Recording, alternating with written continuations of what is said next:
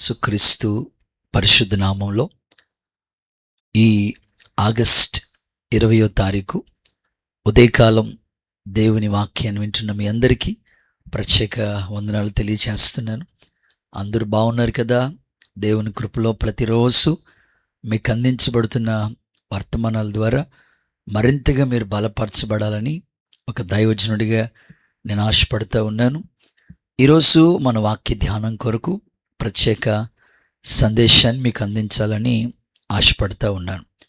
పరిశుద్ధ గ్రంథమైన బైబిల్లో నుండి ద్వితీయోపదేశ కాండం 29వ అధ్యాయం 10 నుంచి 13 వచనాలు చదువుతూ ఉంటుంటే అక్కడ ఒక చక్కని మాట మీకు జ్ఞాపకం చేయాలని ఆశపడుతూ ఉన్నాను. నీ దేవుడైన యెహోవా నీతో చెప్పిన ప్రకారం నీ పితరుడైన అబ్రహాము, ఇస్సాకు, యాకోబుతో ప్రమాణం చేసిన ప్రకారంగా నేడు నిన్ను తనకు స్వజనముగా నియమించుకుని ఉన్నాడు అనే మాటను చూస్తున్నాం. చాలు చదువుకున్న వాక్య భాగంలో ప్రభు అంటారు, నేడు నిన్ను తనకు స్వకీయ జనముగా, స్వజనముగా ఆయన నియమించి ఉన్నాడు. ఇందులో మీకు నేడు, ఈరోజే, టుడే అనే మాట గురించి మీకు చెప్పాలని ఆశపడుతూ ఉన్నాను. దేవుడు ఈ మాటల్లో చెప్తున్నాడు, మీ పితరులైన అబ్రహాము, ఇస్సాకు, యాకోబులతో ప్రమాణం చేసినట్లు నీ దేవుడైన యెహోవా నిన్ను తనకు స్వకీయ జనముగా, స్వజనముగా చేసుకుని ఉన్నాడు అనే అద్భుతమైన మాట ఇక్కడ గమనిస్తూ ఉన్నాం. దేవుడు నీ నుంచి ఆయన ఏమని కోరుకుంటున్నాడంటే, నేడు, ఈరోజే నిన్ను ఆయనకి స్వకీయ జనముగా, సొంత కుమారుడిగా, సొంత కుమార్తెగా నిన్ను నిర్ణయించాలని ఆయన తలంపు కలిగి ఆశతో ఈ మాటలు చెప్తున్నారు. కొన్నిసార్లు మనం ఈ మాటలు వింటూ ఉంటాం. నేడే, నేడు, ఇట్లా ఈ మాటలు వింటూ ఉంటాం.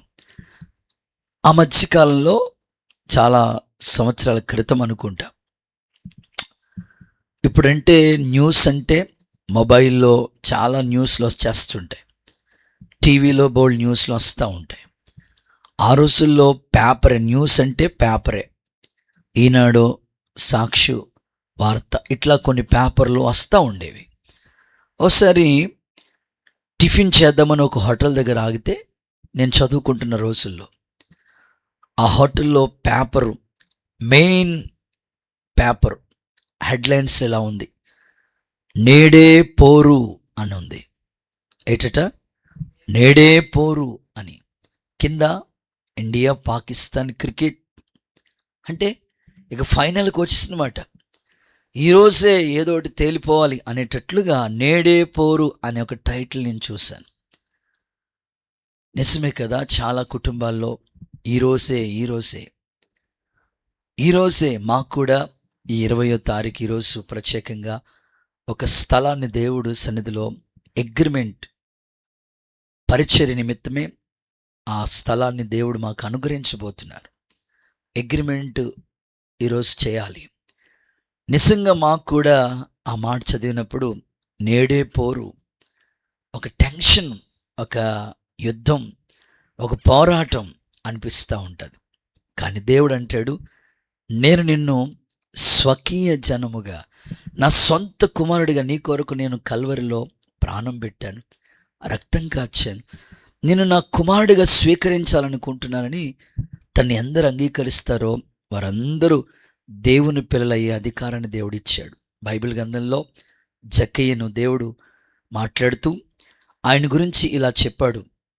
వాస్తవంగా జక్కయ్య యేసు ఎవరో చూడాలని వెళ్ళినప్పుడు, జక్కయ్య త్వరగా దిగిరా, నేడు నేను నీ ఇంట ఉండాలనుకుంటున్నాను అని మాట్లాడి, వెంటనే నేడు మీ ఇంటికి రక్షణ వచ్చిందని ప్రభు చెప్తూ, ఇతడు అబ్రహాము కుమారుడే అన్నాడు. అంటే ఒక జక్కయ్య జీవితాన్ని చూస్తే ఒకప్పుడు అన్యాయంగా బ్రతికిన స్థితి, అలాంటి వ్యక్తిని దేవుడు అద్భుతంగా మార్చుకుని, నా కుమారుడు ఇతడు కూడా అబ్రహాము కుమారుడే, నాకు స్వకీయ జనముగా ఈరోజు ఈ మాటలు ఆలకిస్తున్న మీ జీవితంలో కూడా ఒకప్పుడు మీ జీవితాలు ఎలా ఉన్నాయో ఆయన నేడు అని ఈరోజు నిన్ను ఆయనకి స్వకీయ జనముగా చేసుకోవాలని ఆశపడుతున్నాడు. నేడే మిక్కిలి అనుకూల సమయం, ఈరోజే రక్షణ దినం అని దేవుని వాక్యం చెప్పినట్లు నీ ఆత్మీయ జీవితాన్ని ఆయనకి ఇష్టలుగా బ్రతికేటట్లుగా నువ్వు సమకూర్చబడాలని ప్రభు పేరట కోరుతున్నాను. మనం ఆరాధించే దేవుడు నిన్న నేడు నిరంతరం ఒకే రీతిగా ఉన్నాడు. నేడు అనే ఈరోజు, టుడే, ఈరోజు నీ జీవితంలో ఆయన ఇంకా ఏం చేయాలనుకుంటున్నాడు? నిన్ను స్వకీయ జనముగా చేసుకున్నాడు అని చెప్పాను కదా. నేడు అనే ఈరోజు ఆయన నీ జీవితంలో ఏం చేయాలనుకుంటున్నాడు అనే ఆలోచన కలిగి దేవుని వాక్యాన్ని వినగలిగితే ఈ పూట 3 మాటలు మీతో పంచుకోవాలని ఆశపడుతున్నాం. ముచ్చటగా 3 మాటలు చాలా క్లుప్తంగానే వివరంగానే మీకు చెప్తాను. నేడు అనే ఈరోజు నీ జీవితంలో ఆయన ఏం చేయాలనుకుంటున్నాడు అని అంటే చదవండి. మొదటి మాట జకరియా ప్రవచన గ్రంథం 9వ అధ్యాయం 12వ వచన భాగాన్ని మనం గమనించినట్లయితే నేడు అని ఈరోజు ఆయన నీ జీవితంలో ఏం చేయాలనుకుంటున్నాడు అని ఆలోచన కలిగి ఉంటే, బంధకములో పడి ఉండి నిరీక్షణ కలిగిన వారులారా మీ కోటలో మరలా ప్రవేశించండి, రెండంతలుగా మీకు మేలు చేసేదనని నేడు నేడు ఈరోజే నేను మీకు తెలియజేస్తున్నాను. గుడ్. బంధకములో పడి ఉండి నిరీక్షణ గలవారులారా ఈ కోటలో మరలా ప్రవేశించండి. నేడు ఈరోజు ఆయన నీకేం చేయాలనుకుంటున్నాడంటే రెండంతలుగా మేలు చేసేదను. నేడు అని ఈరోజు ఆయన నీకేం చేయాలనుకుంటున్నాడంటే టుడే, ఈరోజే రెండంతలుగా ఆయన నీకు మేలు చేయాలనుకుంటున్నాడు. నా ప్రార్థన తప్పకుండా ఈ మాటలు ఆలకిస్తున్న ప్రతి వారి జీవితంలో ఈ ఉదయకాలం నేడు ఈరోజే రెండంతలుగా యేసు నామములో నీకు మేలు జరుగునుగాక. మనం ఆరాధించే దేవుడు గొప్పవాడు. తన ప్రజల్ని ఎప్పుడు ఆయన మర్చిపోయే దేవుడు కాదు. ఆయన సమీపంగా ఉండే దేవుడు. నిజంగా మొరపెట్టే వాళ్ళకి సమీపంగా ఉంటాడు ఆయన. నేడు ఈరోజు దేవుడు నీకుతో చెప్తున్నాడు, కోటలో ప్రవేశించు. బంధకాలు ఉన్నవా, నిరీక్షణ కలిగి ఉన్నవా, ఈ కోట అనే సన్నిధిలో సంఘములో సమీపించు, అక్కడికి ప్రవేశించు. నీకు రెండంతలుగా మేలు చేస్తాను. దేవుని మందిరంలో ఎన్నో మేలు దాచిపెట్టాడండి దేవుడు. ఆయన సన్నిధిలో సమృద్ధి అయిన మేలు, ఈ సంవత్సరం వాగ్దానమే, నేను నీకు సమృద్ధిగా మేలు చేస్తానన్నాడు దేవుడు. ఖచ్చితంగా నాకు ఒకే విశ్వాసం, నన్ను పిలిచిన దేవుడు నమ్మదగినవాడు. ఇప్పటికీ ఈ పరిచర్యలో ఎన్నో విధాలుగా నాకు మేలు చేశాడు ప్రభు. బైబిల్ ఏ విధంగా చెప్తుంది, మునుపటి కంటే అధికమైన మేలు నీకు కలుగు చేస్తా. ఈ సేవ ప్రారంభంలో 2009 ఆ ప్రాంతంలో మేము అమలాపురం సేవకు వచ్చాం. కొన్ని సంవత్సరాలుగా అద్దింట్లో ఉండి పరిచర్య చేస్తున్న రోజులు అవి. 2015 సంవత్సరం వచ్చే వరకు ఇంచుమించు చాలా సంవత్సరాలు, ఇంచుమించు 7 సంవత్సరాల పైనే అద్దింట్లో ఉండి సేవ చేస్తున్న రోజులు. దేవుడు ఈ సంవత్సరాలన్నీ జ్ఞాపకం చేసుకుని ఫస్ట్ మందిరానికి స్థలం, ఫస్ట్ మందిరానికి స్థలం ఒకటి, ఇప్పుడుంటున్న మనం ఇక్కడ ఈ ఆరాధన చేసే ఈ స్థలం ఫస్ట్ 2015 సంవత్సరంలో, అంటే ఇంచుమించు 7 సంవత్సరాలు మేము అద్దింట్లో ఉన్నాం. ప్రతిరోజు స్థలం గురించి అడుగుతూ ఉండేవాళ్ళం. దేవుడు నేను నీ కొరకు ఒక స్థలాన్ని సిద్ధపరిచానని చెప్పినట్లు స్థలం అయితే సమకూడబడింది. వెంటనే ఆ ఓనర్ అన్నాడు, ఆ 2015 సంవత్సరంలో ఆ ఓనర్ అంటాడు, 2 నెలలు టైం ఇస్తా మీకు, అంత అమౌంట్ మీకు సమకూర్చుకోండి అని. అప్పుడు సంఘం చాలా తక్కువ, కొద్ది కుటుంబాలే ఉన్నాయి. కానీ ఎవరు లేని ఆ పరిస్థితుల మధ్యలో కొద్ది మంది మాత్రమే ఉన్న ఆ ప్రారంభ దినాల్లోనే దేవుడు ఇక్కడ మందిరం కొరకు ఒక స్థలం సిద్ధం చేసి ఆ సంవత్సరం నాకు ఒక వాగ్దానం ఇచ్చాడు, నిన్ను గొప్ప చేయి మొదలు పెడతాను. అదే సంవత్సరం దేవుడు స్థలం ఇచ్చాడు. నిజంగా ఆ సంవత్సరం నేను అనుకున్నాను, ఇన్ని సంవత్సరాలుగా ప్రయాసపడుతున్నాం, ఇంకెంతకాలం అద్దెంట్లో ఉండాలి, ఇంకెంతకాలం అక్కడే మేము ఆరాధన చేయటానికి చుట్టూ ఇల్లులు ఎర్రంతుని దగ్గర ఉండేటప్పుడు చాలా ఇబ్బంది అవుతూ ఉండేది. సౌండ్ పెట్టుకోవడానికి లేదు, మైక్ పెట్టుకోవడానికి లేదు, డ్రమ్ కొట్టుకోవడానికి లేదు, చాలా ఇబ్బంది పడతా ఉండేవాళ్ళం. ప్రార్థన చేస్తూ వచ్చేవాళ్ళం. దేవుడు నిన్ను గొప్ప చేయి మొదలు పెడతానని వాగ్దానం ఇచ్చారు. ఇక ఈ సంవత్సరం మాకు స్థలం దొరకదేమో, ఇంక కష్టమేమో అనుకుని ఆలోచించి ఇంచుమించు అదే సంవత్సరం నేను 7 స్థలాల్లో సభలు పెట్టేశాను. 7 ప్లేసెస్లో గ్రామాల్లో 2 రోజులు 3 రోజులు నెలకొచ్చి 2 స్థలాల్లో సభలు పెడతా ఉండేవాడు. సభలు అంటే చాలా ఖర్చు. వచ్చిన వాళ్ళందరికీ భోజనాలు పెట్టాలా, వాల్ పోస్టులు వేయాలా, ఆ తర్వాత స్పీకర్స్ని పిలవాలి, సౌండ్ సిస్టమ్. అప్పుడు మనకి లైటింగ్ లేదు, సౌండ్ సిస్టమ్ లేదు, ఆర్కెస్ట్రాలు ఏమీ లేవు. అన్నీ బయట నేను తీసుకురావాలా. విశ్వాసంతో వచ్చిన కానుకలు అలాగ మీటింగ్స్ పెట్టేస్తూ ఉండేవాళ్ళం. దేవుడు ఎంత గొప్పవాడంటే ఆ సంవత్సరం నేను గొప్ప చేయ మొదలు పెడతాననేటట్లుగా 7 స్థలాల్లో మీటింగ్స్ పెట్టాం. జనవరి నుంచి మే నెల దాకా మీటింగ్స్ పెట్టాం. ఇక జూన్ నుంచి వర్షాలు కదా, ఇక అయిపోయింది, ఈ సంవత్సరం కూడా మనకి స్థలం దొరకదేమో అనుకున్నాం. కానీ ఆరాధించే దేవుడు ఎంత గొప్పవాడంటే జూన్ అయిపోయింది, ఇక జూలై వర్షాలు పడతా ఉన్నాయి. మరలా మేము ప్రతి సంవత్సరం ఉపవాసాలు ఉంటాం. 21 రోజులు ఉపవాస ప్రార్థనలు చేసిన స్థలాల విషయంలో, పరిచర్య విషయంలో మేలు చేయ ప్రభువా.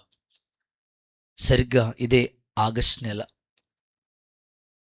ప్రార్థన చేసుకుంటూ ఉంటుంటే ఈ స్థలం కలిగిన ఓనర్స్తో నాకు తెలిసిన ఒక తండ్రి గారితో చెప్పినప్పుడు ఆయన వెంటనే ఈ స్థలం కలిగిన వారితో మాట్లాడారు. అద్భుతంగా ఈ స్థలం సెట్ అయింది. నిజంగానే అదే సంవత్సరం 2015లోనే కొద్ది సమయం 2 నెలల వ్యవధుల్లోనే దేవుడు మనకి స్థలం ఇచ్చాడు. అదే సంవత్సరం మందిరాన్ని ఇచ్చాడు. అదే సంవత్సరం మందిరం ఓపెనింగ్ కూడా జరిగింది.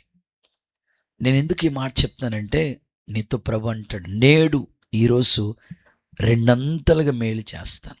ఆయన మేలు చేసినప్పుడు నిజంగా మన హృదయాలు పొంగిపోతూ ఉంటాయి. నిజంగా ఫస్ట్ మందిరానికి స్థలం కొన్న వెంటనే ఎంత ఆనందం అంటే, నిజమే ప్రభు, నువ్వు ఇచ్చిన వాగ్దానం నెరవేర్చవయ్యా.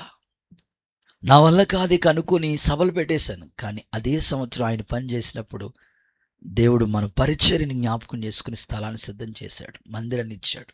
ఈరోజు ఈ మాటలు ఆలకిస్తున్న నీ జీవితంలో 2 నీకు ఈరోజు మేలు చేయాలనుకుంటున్నాడు. యేసు నామంలో దాచి ఉంచిన మేలు ఎంతో గొప్పది. ఏ విషయంలో నీకు మేలు జరగలేదు అనుకుంటున్నావో ఈరోజే 2 నీకు మేలు జరుగునుగాక. గుడ్. ఇక 2వ మాట చెప్తారు. నేడు ఈరోజు ఆయన ఏం చేయాలనుకుంటున్నాడు అనంటే, యెహోషువ పుస్తకం 5వ అధ్యాయం 9వ వచనాన్ని మనం గమనించినట్లయితే వాక్యంలో ఈ విధంగా రాయబడి ఉంది. యెహోషువ పుస్తకం 5వ అధ్యాయం 9వ వచనం. అప్పుడు యెహోవా, నేడు నేను ఐగుప్తి అవమానాన్ని మీ మీద ఉండకుండగా దొర్లించి ఉన్నాను. ఆమేన్. గుడ్. రెండవదిగా, నేడు నీ అవమానాన్ని తొలగిస్తాను. మొదటిగా, నేడు మీకు 2 మేలు చేస్తాను ఈరోజు. అలాగే రెండవదిగా, నేడు మీ అవమానాన్ని తొలగిస్తాను.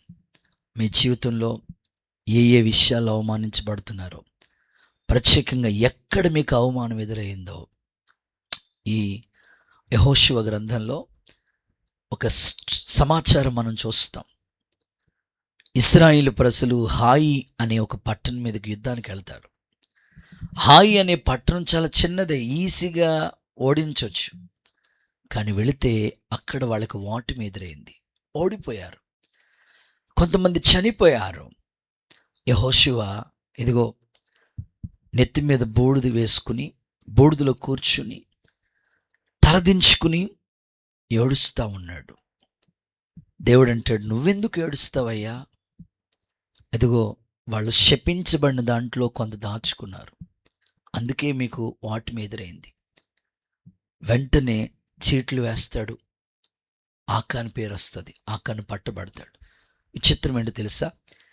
ఏ హాయి అనే పట్టణం మీద వాళ్ళకు వాటి ఎదురైందో, ఎక్కడ అవమానం ఎదురైందో అక్కడే దేవుడు వాళ్ళని ఘనపరిచాడు. అక్కడే మరలా అదే హాయి పట్టణం మీద మరలా వెళ్ళి యుద్ధం చేసినప్పుడు వాళ్ళకి గొప్ప జయం దేవుడిచ్చాడు.